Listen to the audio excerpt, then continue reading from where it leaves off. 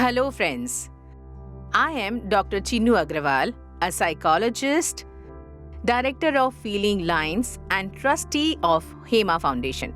Friends, the topic on which I am going to talk to you today is self-esteem. Self-esteem is a very interesting concept of psychology. In this, we understand what we think about ourselves. Self-esteem, it is a very interesting concept of psychology. Often you must have heard people saying that they have low self-esteem or their self-esteem is very low.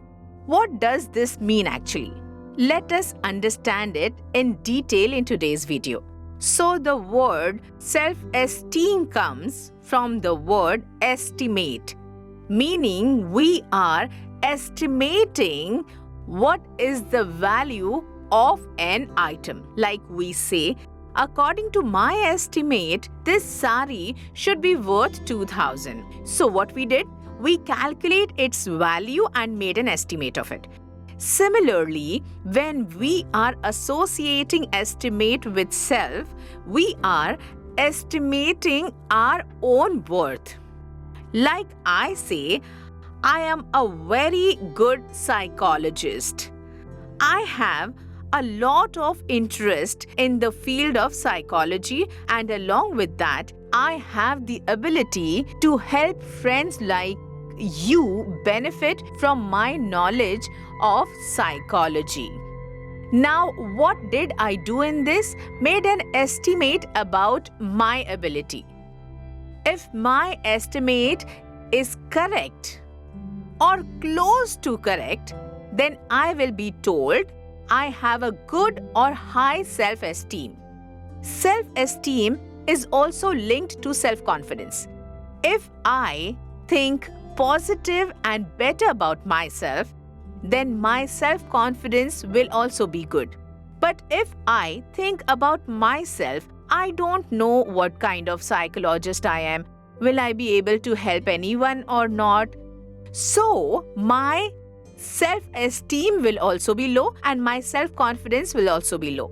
Will I get any assignments or will any client come to me for counseling? So I will start thinking in advance that I don't know whether I will be able to do it or not. So we saw that how are we estimating ourselves?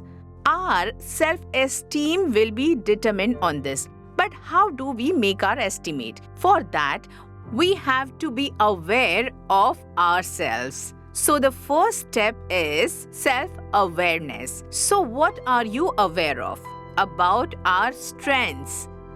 What are our good qualities? What is my USP? What is my unique selling point? What such ability do we have within us? What are natural abilities? Let us think about it and make a list of them.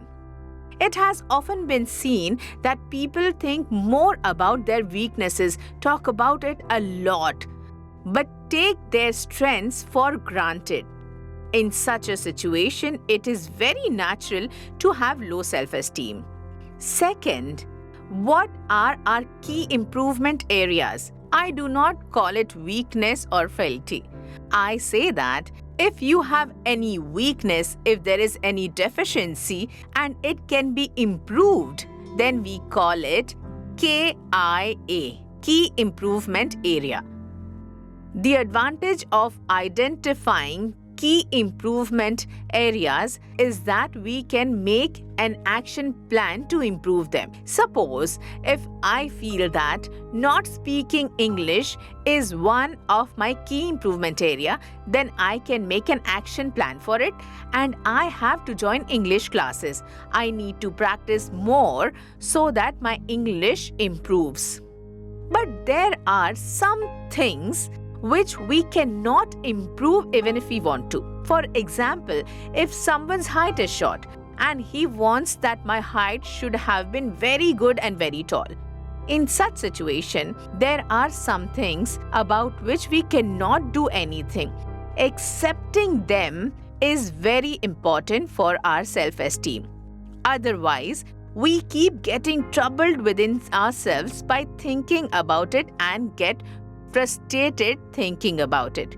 So friends, we understood that to increase our self-esteem, we have to be aware of both our stress and our key improvement areas as well.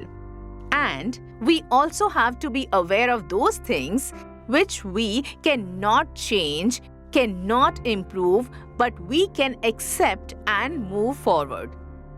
Along with this, it is very important to mention one more point. Just as there is low confidence, sometimes there is overconfidence also. People overestimate their abilities more than they actually are. In such a situation, they take a risk which they should not have taken. Like sometimes, we think, hey, I know everything. All my studies are done. I will do very well in the exam tomorrow. But when the paper comes, we regret a lot.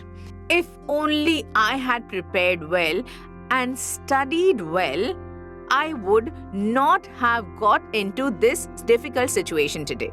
We call this overestimation or overconfidence.